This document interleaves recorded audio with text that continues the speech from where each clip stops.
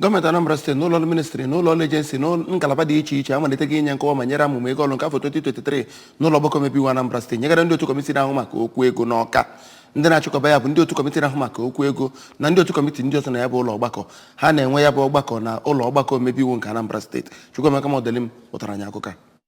N'okwu mmepe ya, onye chairman nke kọmitii na-ahụ maka bọjetị nakwa appropriation n'ụlọ omeiwu Anambra steeti Honorable Obinna Emeneka kọwara na ya bụ nzukọ bụ nke dị mkpa maka inebanye anya na ya bụ amụma ego nke 2023 iji wee nyere ndị ụlọ omeiwu nke steeti aka nyochaa ya bụ amụma ego n'etu ndị ụlọ ọrụ dịgasị iche na Anambra steeti a ga-esi wee tinye ya n'ọrụ. Honorable Emeneka mekwa ka mata na ya bụ nzukọ inebanye anya na amụma ego ahụ ga-enyere aka ịhụ na etinyere ego niile n'ebe o kwesịrị. Dịka ha na-ekwupụta ihe ha ga-eji ego ha mee, ndị ụlọ ọrụ nke Accountant General nke Anambra steeti a nke onye kwuru okwu bụ Dọkịnta Chukwudi Okoli mee ka amata na ọchịchị Soludo na-aga n'iru ime ka Anambra steeti bụrụ obodo dị mma obibi nke a ga-ejikwe igwe ọgbara ọhụrụ wee na-arụ ọrụ na ya. Onye Accountant General ahụ mee ka kọmitii ahụ mata ụlọ ọrụ ya